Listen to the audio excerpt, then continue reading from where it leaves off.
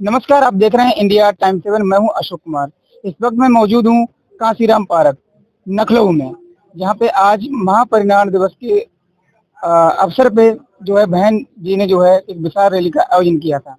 इसी बीच हमारे साथ बसपा के बहुत सारे कार्यकर्ता और समर्थक मौजूद हैं जिन्होंने पूरा कार्यक्रम किया है। इनसे हम जानेंगे कि कार्यक्रम के बारे में जानकारी लेंगे और आगे की रणनीति क्या रहेगी, 2027 की क्या तैयारियां हैं।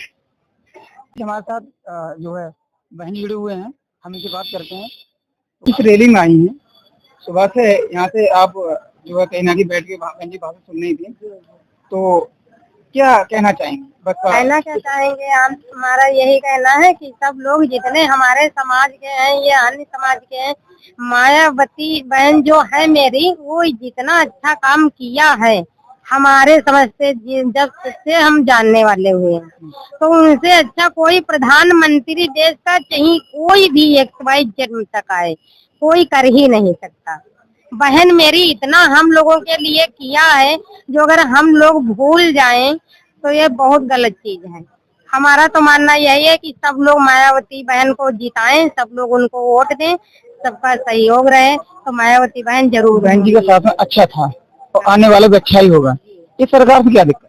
इस सरकार से दिक्कत बहुत सी है। अगर तो कह रहे हैं कि मतलब बेटी पढ़ाओ बेटी बचाओ, नारी बेटी बचाए, ये तमाम बेटी बचा उन लोगों का केवल कहना है, और बेटी बचा रहे लोगों को अपनी कहीं 9 साल की लड़कियां, चलो मानते हैं कि जो बड़ी लड़कियां हैं उनकी कमियां हैं, जो छोटी बच्चियां हैं उनकी कमियां क्या हैं? कहीं उठा ले जाते हैं, कहीं मार देते हैं, रेप होता है, उनके साथ इतना गलत विचार होते हैं लड़कियों के साथ। इतनी भाई अपने यहाँ उत्तर प्रदेश में जब हमारे इतना हो रहा है, तो बाहर तो कोई सीमा ही नहीं है कितना हो रहा है। और कुछ इस पर या योगी कर रहे हैं या मोदी कर रहे हैं, कोई कर रहा है? कहीं जाओ, अगर कंप्लेंट छोटा सा लेके जाओ, वहाँ भी पुलिस वाले नहीं सुन रहे हैं, वहाँ भी पैसे मांगते हैं, उनको पैसे चाहिए, पैसे मिलते हैं, वो धर लेते हैं, खा लेते हैं, फिर भी चुप रहते हैं। वो तो कहना बहुत सारे में हेल्पलाइन नंबर चलाए हुए हैं, 112 नंबर चलाया हुआ है। महिला से कोई भी अगर प्रचार करना होती है नंबर आप लगा कर देते, उस पे काम होता ही नहीं है।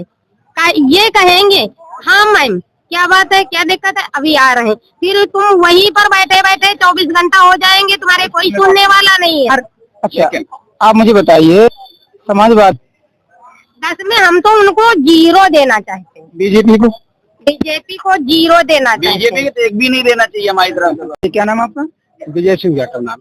जो कार्यक्रम आपने जो अभी आप रहे हैं, मैंने देखा था वहाँ पे बहुत सारी धूप भी थी और वहाँ बैठने की व्यवस्था तो थी, लेकिन इतने लोग थे कि वहाँ ठीक से नहीं बैठ पाए।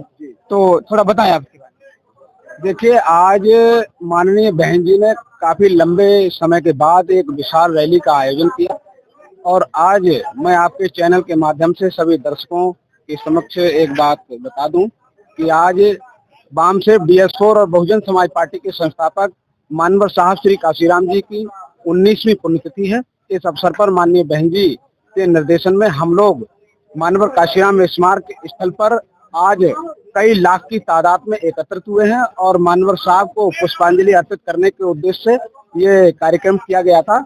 और यहीं से हम लोगों ने 2027 के चुनाव का भी बिगुल फूंका है, जिसका असर निश्चित रूप से उत्तर प्रदेश की सरकार बना करके हम लोग जनमानस को दिखाएंगे। पूरे उत्तर प्रदेश में माहौल क्या है 27 का माहौल उत्तर प्रदेश में अब BSP में होने जा रहा है।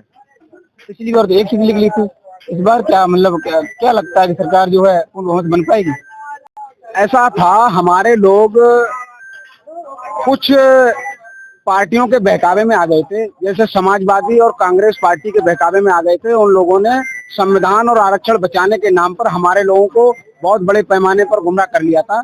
लेकिन जैसे ही आरक्षण वर्गीकरण का मामला आया, तो माननीय बहन जी ने आंदोलन की घोषणा की और पूरा देशव्यापी भारत बंद आंदोलन हुआ, और इन किसी भी पार्टियों ने हमारे इस आंदोलन का समर्थन नहीं किया। तो इससे जनता में साफ संदेश गया है कि ये लोग हमारे संविधान को, आरक्षण को बचाना नहीं चाहते हैं। ये लोग हमारे वोट को लेकर के हमें ठगने का काम करते हैं, और जो वोटर हमारा चला गया था 10% लगभग, अब इस बार 2027 में वह वापसी कर रहा है और स्पष्ट बहुमत की सरकार बनेगी इस बार।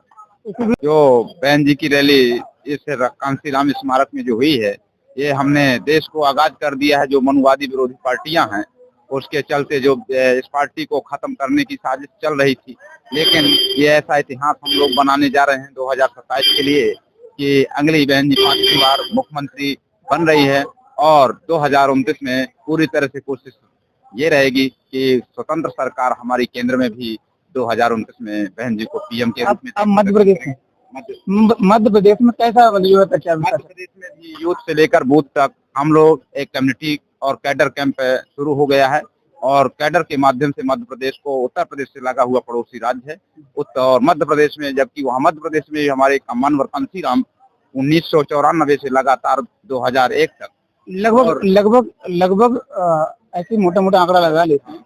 तो आपके मध्य प्रदेश से कितने लोग आए होंगे? मध्य प्रदेश से करीब हम विधानसभा से जो है कितने लोग आए? लगभग जो है कम से कम यहाँ 60-70 हजार लोग, क्योंकि वहाँ से 4-5 हर विधानसभा से लोग पहुंचे हैं।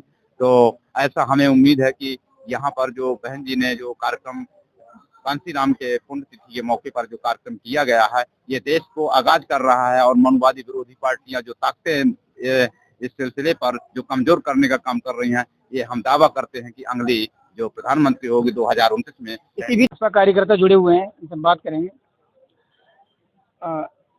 चाचा आपका नाम क्या है? मेरा नाम मोहनलाल है। मोहनलाल, चाचा का नाम मोहनलाल है। आप कहाँ के रहने वाले हैं? मिर्जापुर जिला कछवा बाजार। चाचा जी आपकी एज जो लगभग जो है 65-70 साल के समझते होंगे, जहाँ तक 72 साल की।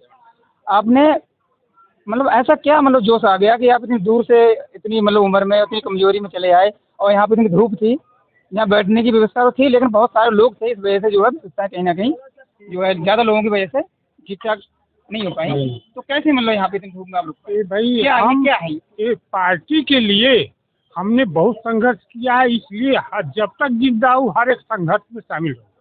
तो अभी इतनी कमजोरी में इतना संघर्ष, आप अंदाजा लगा सकते हैं कि बाबा इतने कमजोर, 72 साल की एज है और सुबह से इतनी धूप पड़ रही थी, बैठने को जो कुर्सियाँ कम पड़ गई, कुर्सियाँ थी कम पड़ गई, मगर बाबा जो है वहाँ बैठे रहे और बहन जी के भाषणों को सुना। तो क्या मतलब बहन जी ने आश्वासन दिया? बहुत अच्छा दिया। ऐसी क्या 4 बातें आपको अच्छी लगी? हमें उनकी जो सर्वजन हिताय और सर्वज सुखाय बात है वही सबसे प्रिय है और वही सबसे सत्य है। तो 27 में जो है पूरा उसमें कोई दो नहीं। माहौल अच्छा है और बहुत अच्छा। और जो वर्तमान सरकार चल रही है इससे क्या? इससे जनता उब गई है और जनता यह खोज कर रही है कि कौन उसका काट है। तो 2022 की क्या व्यवस्था है जब सरकार नहीं बन पाई? ऐसा है कि उस वक्त जनता की मुँह दूसरी थी, हम लोग बहुत संभाले लेकिन किसी को कोई नहीं समझ में आया, लेकिन इतना भोगने के बाद समझ में आ गया कि अब नहीं, असलियत यही है।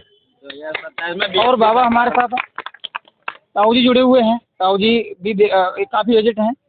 ताऊ जी ये जोश कहाँ से आया? आप सुबह सुबह बैठे थे इतनी जो है गर्मी में और धूप में, मुझे लगता है पानी भी नहीं पिया होगा। बहन जी की ऐसी बोल है, ऐसी वो है मनवादियों के खिलाफ, वनवादी उसके खिलाफ है। जो उनके का शासन काल हुआ आज तक नहीं हुआ ना होगा। अभी मैं जब कवरेज कर रहा था तो आप देख रहे थे, आप घर जा रहे थे, आप रुक गए। जो बहन जी हारी थके थे हुआ है वो कभी नहीं, कोई बीजेपी हो चाहे सपा हो तो कुछ नहीं, ये सब केवल ठगने वाले हैं। अमन चैन इसी में, इससे बढ़ के कोई सरकार नहीं, और इनकी आनी भी चाहिए और आएगी भी। सरकार क्लियर आएगी। अच्छा, तो क्या कहना चाहेंगे अपने कार्यकर्ताओं से? कार्यकर्ता हमारे पूरा जोर शोर से लगे हुए हैं, सबका कर रहे हैं, वो करेंगे। इसी बीच और देखते रहिए इंडिया टाइम 7, भूदेव प्रेमी सहयोगी हमारे ब्रजेश कुमार। नमस्कार।